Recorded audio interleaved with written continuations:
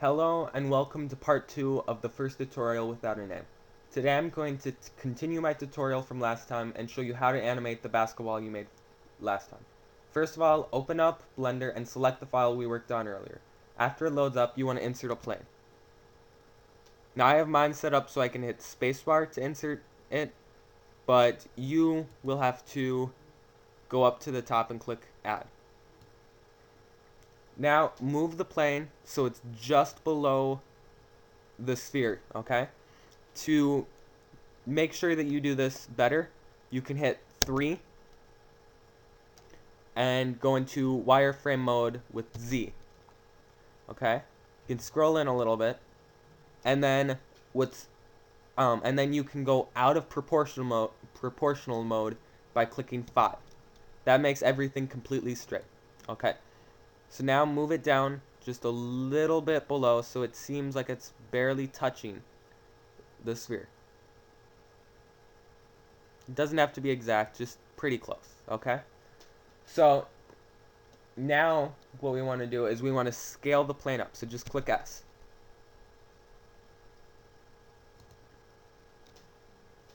After you get it to a good size, you want to move the camera. So make sure that you're in numlock 3 look and view, okay? Scroll back a little bit and hit Control-Alt-0. If you now notice, then the box that shows that you were looking out of the camera view is now where you were looking. Control-Alt-0 moves the camera to wherever you are looking from. This is really useful because it makes it so then you can save a lot of time of trying to move the camera by yourself. So now we're going to give the plane a basic texture. First of all, go out of wireframe mode by pressing Z. Okay? Now, again, go over here, add a new texture. Just add a very basic texture. For me, it was a dark gray cloud texture. But for you, you can do whatever you want. Just a very basic texture will work. If you want to put an image on there, like let's say that you want like a basketball court thing, you can do that.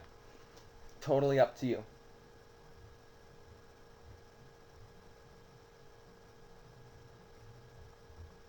Now Blender's going a little bit slow right now for me, but yeah, just a very basic texture will work.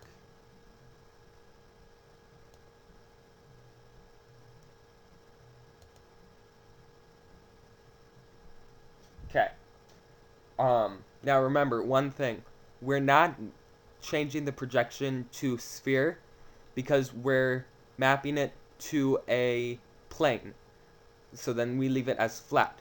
So it will basically just take the texture that we told it to make and just lay it flat against it. Now, right now if we render it, it will look like a basketball on whatever texture you put. See? But if we make it a sphere, then you notice that when we render it,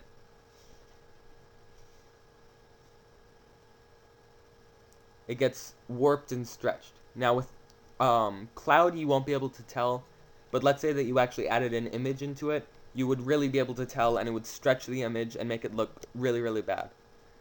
So if you're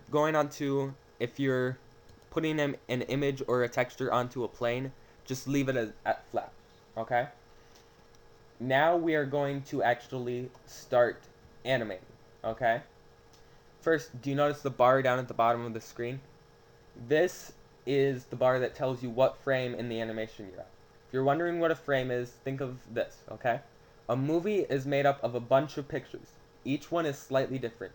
When you put them all together, they make a movie. The same thing applies to animations. Every picture is called a frame, and each frame has a slightly different image. There's a default setting of 250 frames for the animation in Blender. okay? So you notice that it says end 250. For us, that is okay. That works for us. But if you want to make it longer or shorter, you just click on the end and type in however many frames you want. So let's say you want 150. You just type it in and click enter. And if you notice, the light gray bar got shorter. That's because this is the area that is actually the animation. Now we're going to change it back to 250. Now, Blender also has it set so then there's 25 frames per second, okay? Now, if you've gone through basic math, then you'll know that that means that there is 10 frames or 10 seconds in the default animation. This is totally fine with us. If you want to make it longer, then go ahead. But right now that is perfect. Okay? So now what we want to do is we want to make it look like it's bouncing.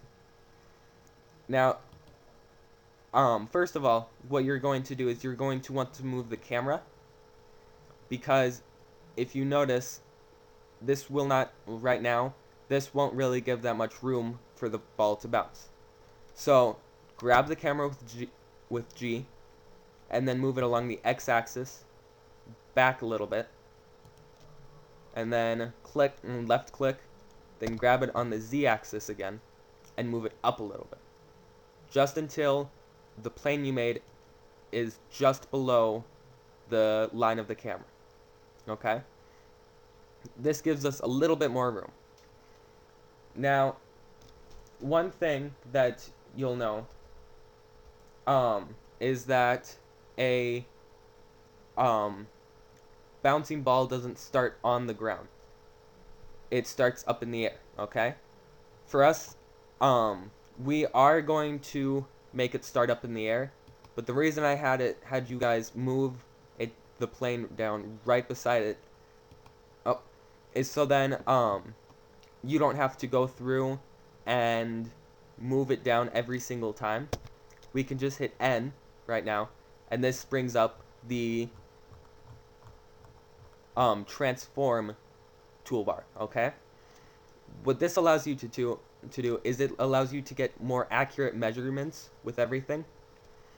So then, let's say that you wanted to move it up, okay? But instead of grabbing with G and pressing Z and scrolling it up to get it to about where you want, what you can do is you can click on the Z, and let's say that you wanted to put it 5 up, okay? You can just type in 5, click enter, and it'll move it 5 up. Now, this is really, really useful in a lot of things. Location, it means the point on this grid where the center point of that object is. Now, if you notice, there is that little dot, okay? And it's right in the center of the object. That is the middle of the object, okay? And it will make sure that that point is at whatever point you specify on here, on the location. Now, rotation, that's kind of obvious. The more you put it up, the more it rotates on that axis, the object, okay? Now, just so you know, positive is to the right, negative is to the left, or positive is up and negative is down. Now, you can technically switch the entire thing around, so then positive would be down, but just look for the arrow, and whichever way the arrow's pointing is positive, okay? That's how you'll know. So also scale is the size of it, okay? So if you press S, you can size it up One thing I didn't tell you in the last tutorial is that you can actually change the size on only one axis, just like you could with locating it and rotating it, okay? So if you press Z, then you'll notice it's only getting bigger on the Z axis. If you press Y, it's only getting bigger on the Y, and same with the X.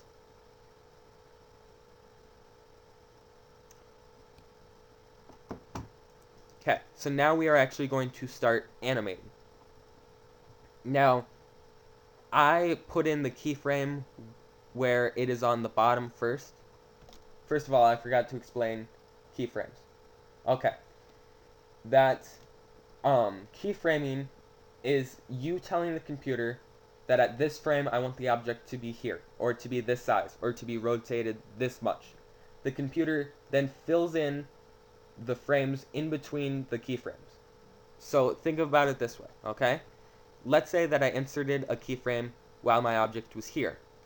Then I went 5 frames forward, grabbed it, and moved it over here. Okay?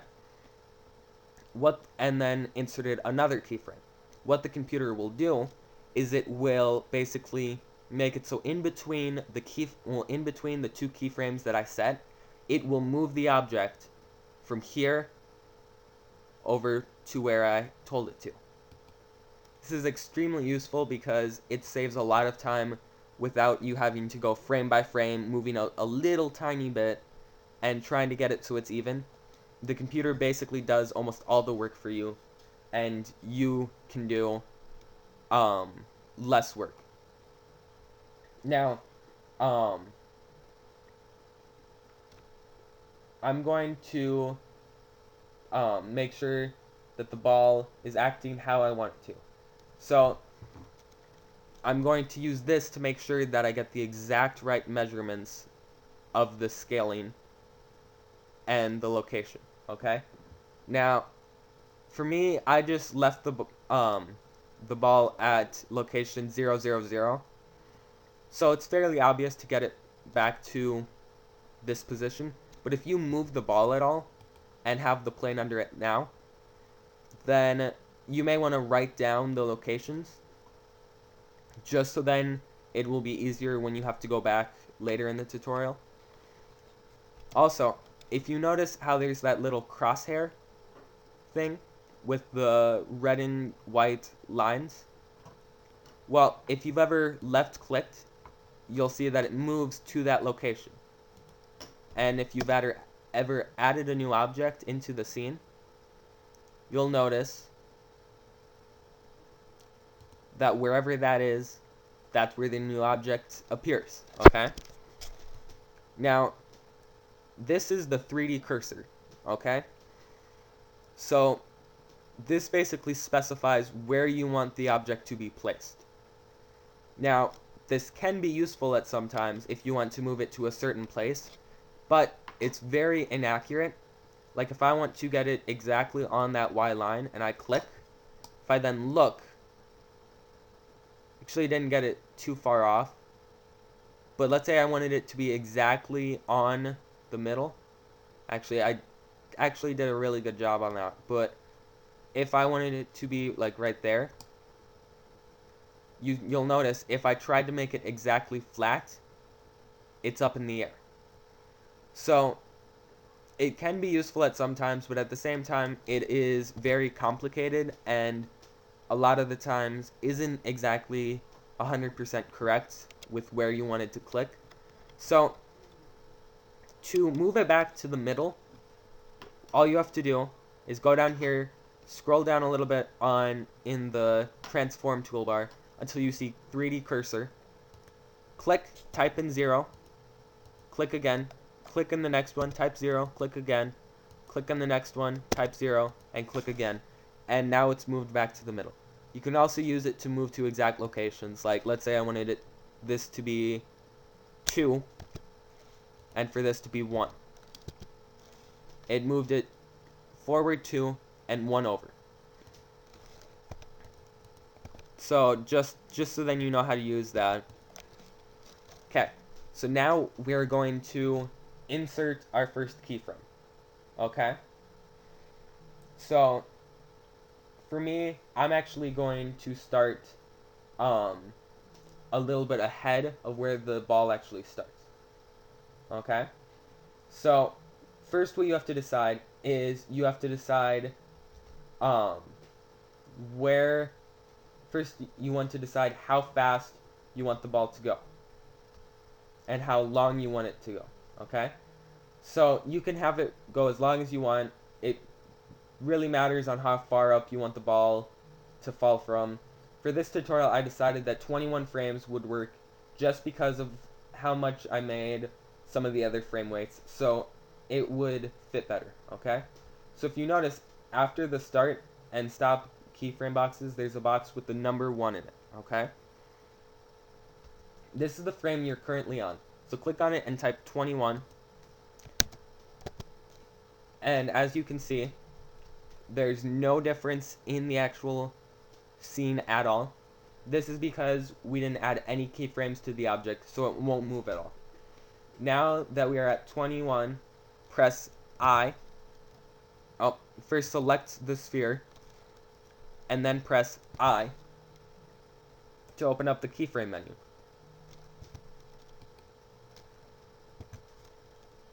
You'll notice a lot of different settings.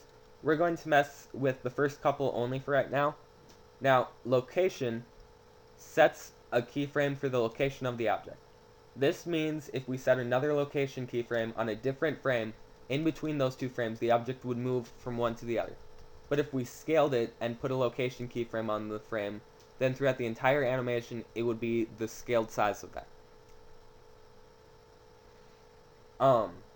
Same with the rotation keyframe. And then, if we wanted to make it change size, then we'd have to add a scale keyframe. All three of these act exactly the same. They don't affect any of the other two at all. Now, the rotation keyframe works the same, but it rotates the object instead of moving it. Now, if you want to move an object and rotate it, then you choose location rotation right below scaling. This sets the current location and rotation of the object to the keyframe. Same for location scale and rotation scale. Now, you'll see we skipped one. Location rotation scale. That sets the current place of all three to the keyframe. Right now, we want to set location scale because we're going to change the size and location of the ball, but we're not going to rotate it at all. Now we want to have the ball start from the top of where the camera can see. So you want to go back to frame 1 before doing anything, because if you move it to a place and then go back to keyframe 1, or frame 1, sorry, then you'll see it moves back to where it was before. So, and if we added the new keyframe of it up there on frame 21, then it will overwrite our last keyframe. So now, move the ball up so it's just barely not off the screen. And now insert another location rotation. Or, sorry, location scale.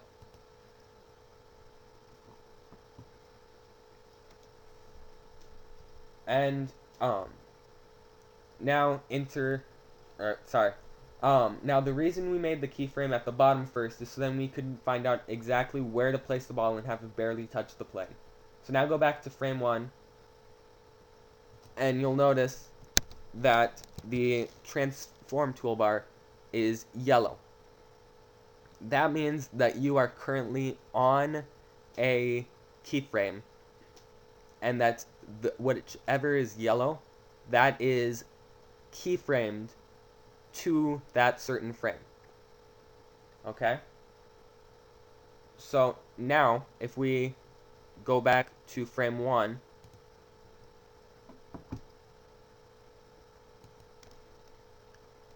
then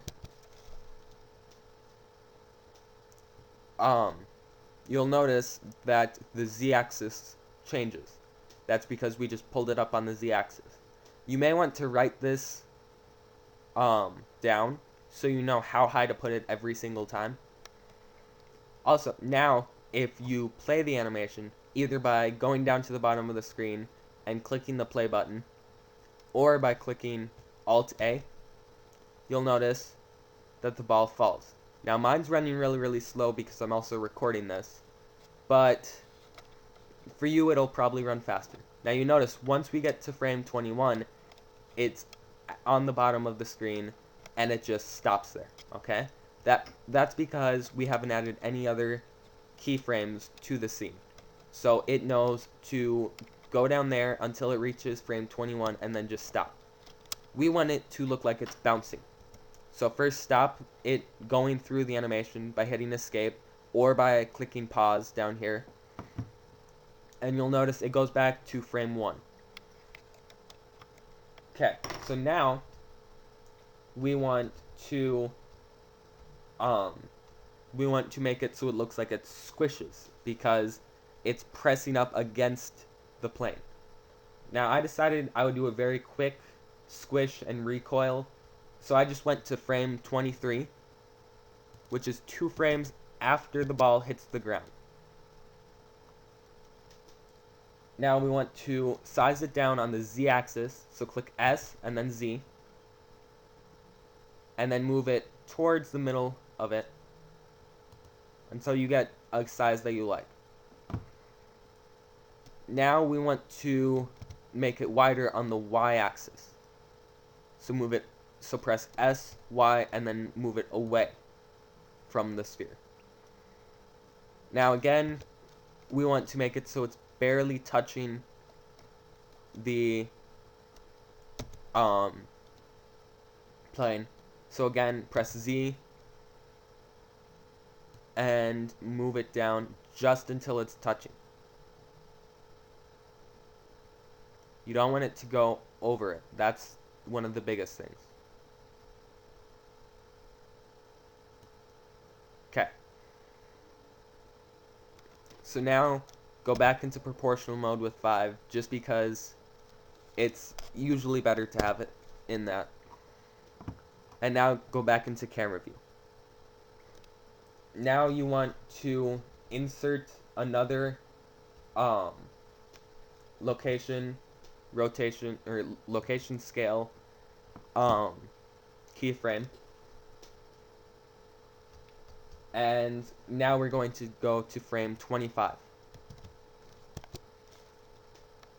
Now, notice up here in the scale, there's the Y and the Z axis, okay? We want to replace these two and swap them.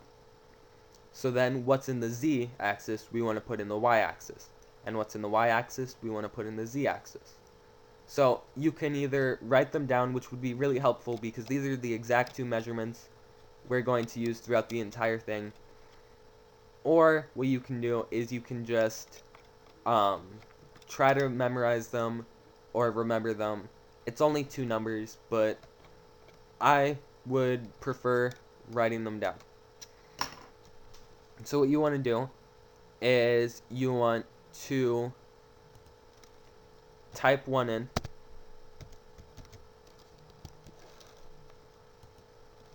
and then type the other one in. Now you'll notice it changes shape to the exact opposite. Now again, make sure that it's not going over the plane. I'm just gonna really quick do this.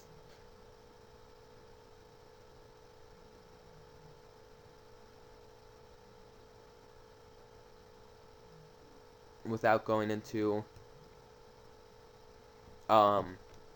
without exiting out of proportional mode and going into wireframe. So now that we have that, we're going to insert another location scale. For this tutorial, location scale is the only one that we're going to be using. Now we have to decide how long we want to give it to bounce back up. For me, I decided 15 frames would be good. So I moved it back up to the top. Or first of all, I went 15 frames forward. So from 25 to 35.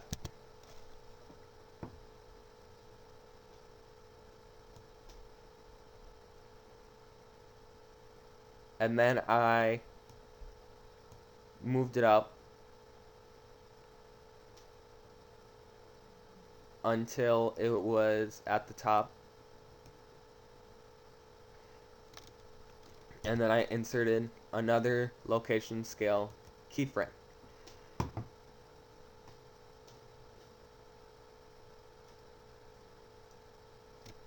Okay, so now what we want to do is we want to give it a little bit of time.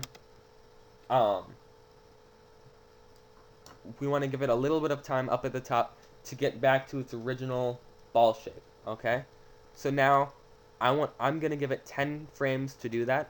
So I go to frame 45, and then I size it back down to about a ball shape, but not exactly, so it's a little bit off.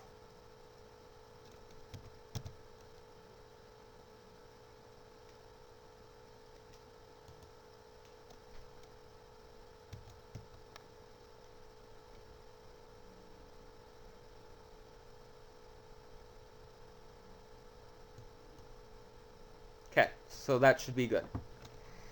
So now insert another location rotation or location scale keyframe, and now we're gonna have it come back down. So I have it so then it has the exact same amount of time every single time to get down to the ground, and I make it so it's about the same height every single time. I just wrote down all of the location and scale measurements for the entire animation, so then I could give it the exact same every single time. But for you, if you want to make it so then it slowly bounces lower and lower and then just like kind of dribbles on the ground, you can also do that. Really use this however you want. So now we're going to have it come back down, and like I said, I gave it the exact same amount of time, so 21 frames again, which actually wouldn't be, I always accidentally type in 21, but it would really be 66.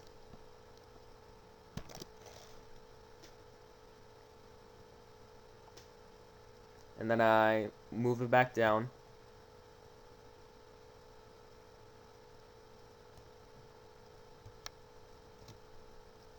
And then insert another location scale keyframe. And then really just do this until you fill up the entire 25 or 250 frames, and just keep on going. I'm going to skip past me doing all of that because it's a very long and tiresome process, and you can just use the exact same measurements from before, or you can slowly alter it to what you want. Just make sure that it's bouncing up. If you're making it so then it's supposed to bounce up every single time the exact same height, make sure that you give it the same amount of keyframes every single time. When I was first trying this years ago, then I had it so then it bounced up the first time really slowly, and then when it bounced up the second time, it bounced up half the height at twice the speed, and it just really didn't fit together well, and it didn't look realistic. So just try and make it look as realistic as possible, or as realistic as you want it. If you want to give it kind of a cartoony look, that's up to you. Really, do whatever you want with this, and have it look like how you want it to look.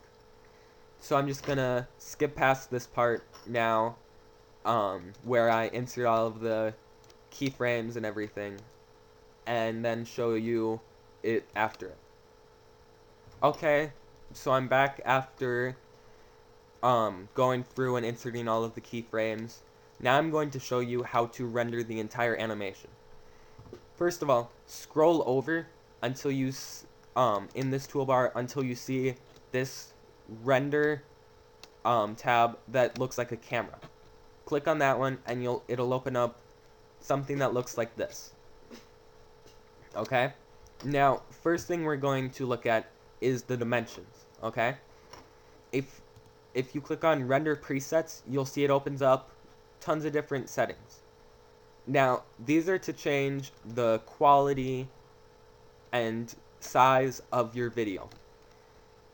Now, if you wanted to make HD, then there's two different types. There's HD TV, then there's DVC Pro, and really, if you want to do HD, then select whichever one you want, and then when you render it, it will actually render in HD.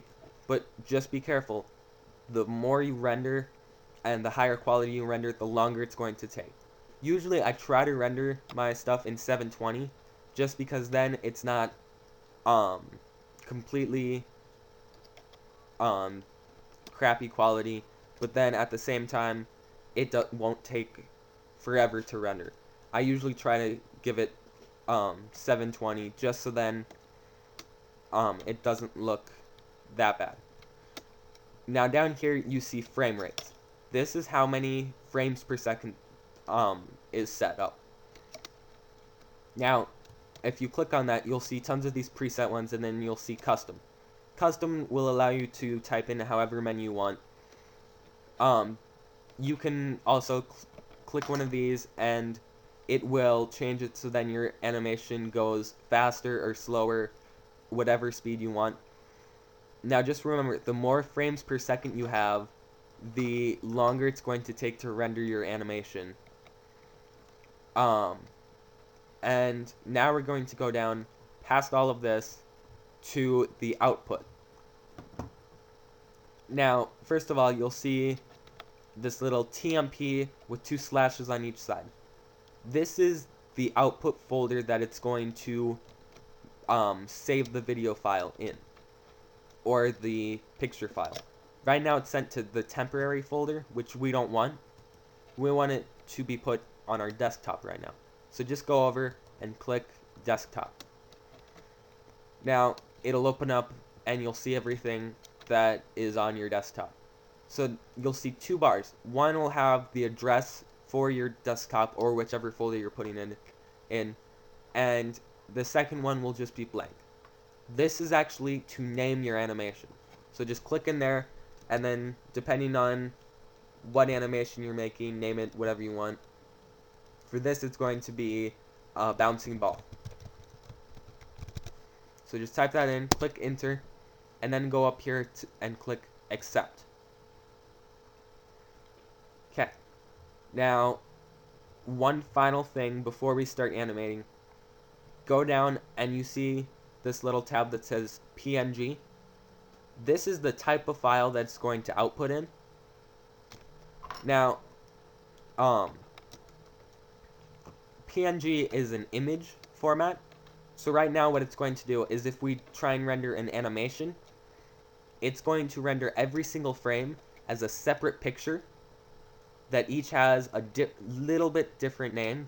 So it will be bouncing ball 001, bouncing ball 002, and it will just save every single frame as a different picture. We don't want that. We want it to be put as a video file. So click on that, and you'll see all of these different file formats opening up, okay? Now, we're going to choose a movie, and you can select any type you want. They're all different a little bit. MPEG will save it as an MP4.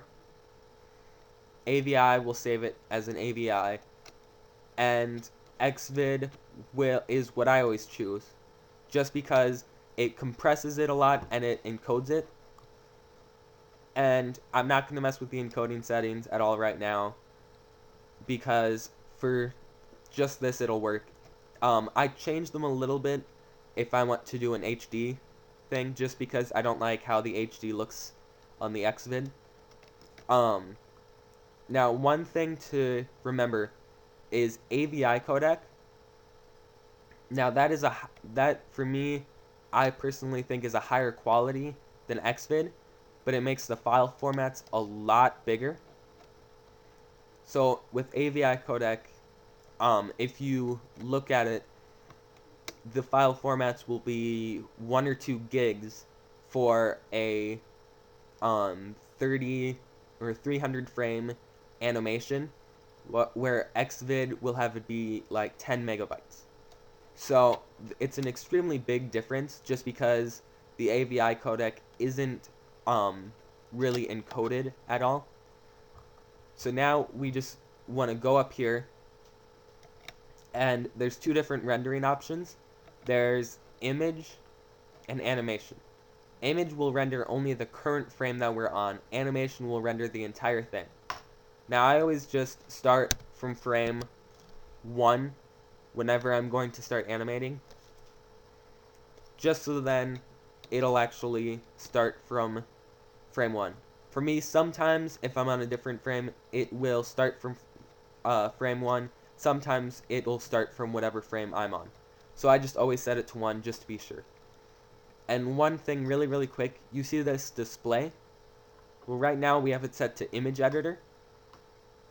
So what that'll do is it'll have it render just in this area. Will be the rendered image. We can change it to new window, so it'll open up another window, or we could set it to full screen, and it will take up a larger part of the screen. Okay?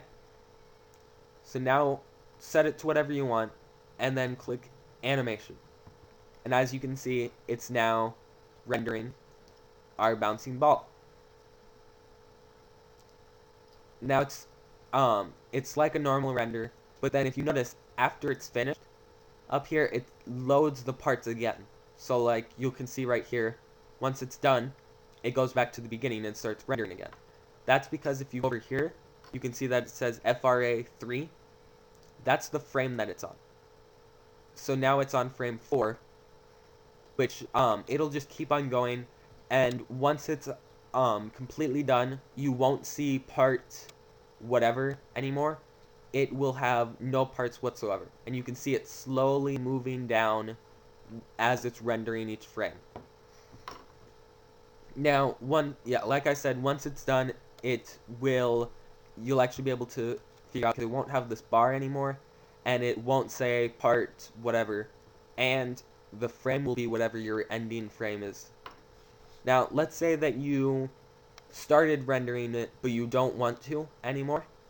Just click escape, and it will stop rendering it, and then click escape again, and that will get out of the render altogether and go back to it before. So all of this is extremely useful, and I really hope that you learned from this tutorial. This concludes the second part of the tutorial. I hope you'll use this to make some animations yourself. If you want to show me your animations, just put them as a video response in this tutorial, and I'll look at all of them and comment on as many as I can. Please subscribe if you'd like more tutorials. If you'd like to know how to do a certain thing or Blender, or you have a problem, or you have some questions with Blender, leave a comment and I'll try to help you out. Goodbye, and I hope to see you next time on the Tutorials Without a Name.